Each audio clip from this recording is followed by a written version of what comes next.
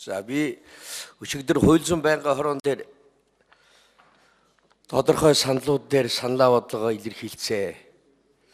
Тэгэхээр энэ дээр би нэг дэгийн хуулийн нэг учрыг нэг сайн олохгүй байх шиг байна. За хуучин одоо олон дэг одоо олон удаа солигдсон. Энэ ангадугаар хэлэлцүүлгийн дэг бол яг одоо хэлэлц хэсгийг шийдэж байгаа дэг шиг л болчиход байгаа юм. Энэ дээр тамгын газар одоо ер нь юу бодож байна? Энэ одоо хураагдсан асуулт асуух уу гэдэг асуулт явагдана. Гэхдээ энэ асуулт бол байнгын хорон дээр ийм асуудал хураалгахад энэ яагаад ороогүй вэ? Саналын томьёол буруу орсон байна. Ингээ хаягдсан байна. Ийм юмнуудыг яриад яг санал хураалгах томьёолууд дээр болоод ирэхээр нэг бүрчлэн олон цөөнх болсон хүмүүс нь үг хэлээд ингээд дэмжин асуулт болгоноор нь явдаг байхгүй юу? А өнөөдөр энэ удаа бол ингээд баахан талаас нь ерөнхий асуучгаад хэлцэгс 2 удаа болчиход шүү дээ. Дараагаар нь энэ олон саналыг хураалгахтаа нэг бүрчилж ярихгүй ингээд коноп дараа тоншоо явуучвал дотор нь одоо хийдэлтэй юм чинь гарчих гээд идэг байхгүй юу? Тэгэхээр энэ зүйл болгоноор явж санал хурааж байгаа юм дээр их анхаарал хандаач гэж. Ингэж л би ойлгоод байгаа. Тэр одоо зөв буруу юм мэдэхгүй. Жишээнд энэтэй холбогдуулаад асуухад өчигдөр бол би энэ 2-3 юмн дээр санаа оноогоо хэлсэн л дээ. Жишээ нь хэл тогтоох гэдгийг бол тодорхойлох гэж санал гаргасныг бол би байр суурь нэгтгэхгүй байгаа. Тэгээ одоо байнгын хорон дээр бол энийг дэмжээгүй учраас цөөнхийн санал болоод ороод ирсэн байх шээ. Тогтоохороо явах нь зөв гэж бодож байна.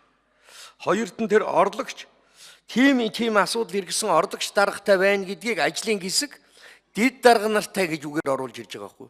Би энэтэй санал нийлэхгүй байгаа. Тэр хэлийн зэрэг том байгууллага, хэл хамгаалах байгууллага. Тийм учраас бол тэр хоёр одоо тийм асуудлаа хариуцсан тийм орлогч буюу одоо дид даргатай, хоёр дид даргатай байхыг яг үүргийг нь бол заагаад өгөх хэрэгтэй байхгүй. Тухайн үед одоо засгийн газар хууль зүйн яам хэдэн ч дид даргатай болоод ингээл дотор нь маневрлаад ингээд байж ах нөхцөл болоод байна шүү дээ. Тэгэхээр ийм асуудал хариуцсан дид даргатай байна гэдэг заалт бол одоо орж өгөн зөв харамсалтай нь би цөөнх болоод өчигдөр энийг яриад одоо хүлээж аваагүй байх шээ. Тэгээ энийг ярих гэж бодож байгаа.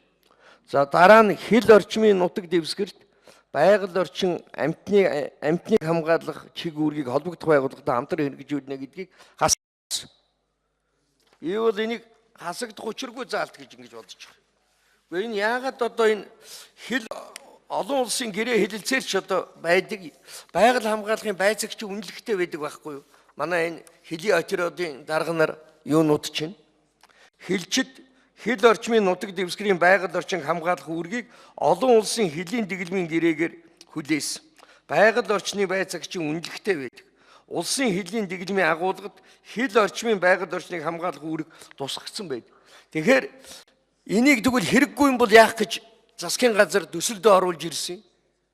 Тэгэхээр н одоо шүү дээ. Төсөлд оруулж ирээгүй бид нэмийгээд байгаа бол өөр хэрэггүй шүү дээ. Төсөлдөө байдаг юмыг байдгаар нь оруулаад ирсэн байхгүй. Тэрийг одоо их олон юм хассалдаа өчигдөр цагдаагийн байгууллагын гүйцэтгэх үүрэг, тагнуулын байгууллагын бусад олон үүргнүүдийг хамтран ажиллагааны юмнуудыг бол холбогдох хуулиараа явна гэд хассан.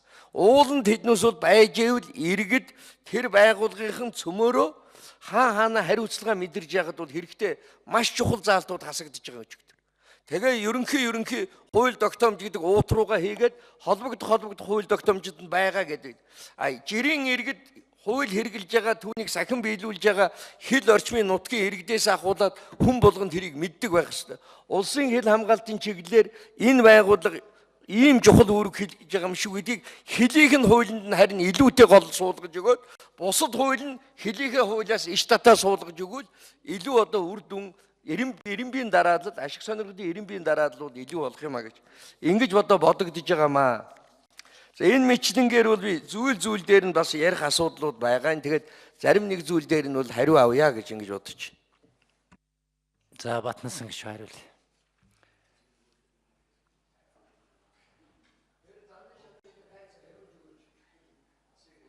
За Лондон ясан гишүүний асуултанд хариулъя. За хуулийн төслөөрөө бол улсын хэл хамгаалах байгууллагын тогтолцоо улсын хэл хамгаалах байгууллагын тэргүүн дэд дарга бөгөөд хэлийн зэргийн шатаавын дарга захиргааны удирдлага эрхэлсэн болон зэвсгэл инженер хэрэгсэн орлогч дарга нартай байна гэсэн ийм саналын томьёол бол орж ирсэн юм аа. Тэгээд одоо ажлын хэсэгтэр гишүүд одоо ингэж одоо магчлан зааж өгөх нь буруу юм аа. Дэд дарга нартай байна гэж санал хураагаад олонхийн саналаар одоо тэр дэд дарга нартай байна гэсэн санал бол дэмжигдсэн.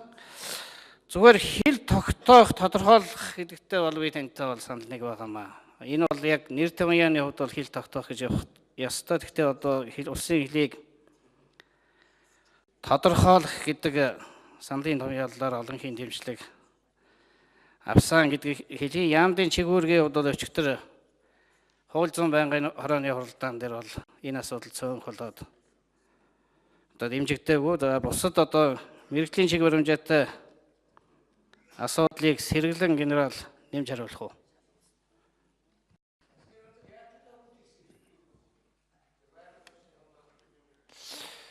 Гэхдээ одоо засгийн газрыг аашлж хэрэггүй. Засгийн газар бүрээ эрхэнхэ наад эдв яамд чинь чиг үүрэг гэдэг юм оруулж ирсэн. Тэгээд ажлын хэсэгтэр ямар асуудал яригдсан юм гэхээр ингэж детальчилж нэг яамны үүрэг тавих юм бол бүх яам тусгай газрыг оруулахаас аргагүй болох юм байна.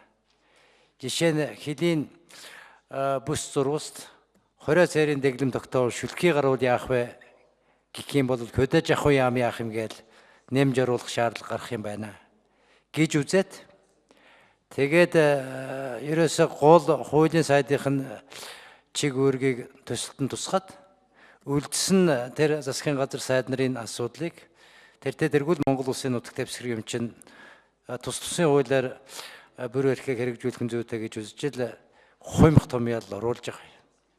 Бүх байгууллага энэ бүр эрхийг тоочих юм байна лээ. Хэрвээ бүгдээрингийн дурдад гадаад харилцааны батлан хамгаалах ингээл явах юм бол хил дээр байдгүй байгууллага гэж байхгүй шүү дээ.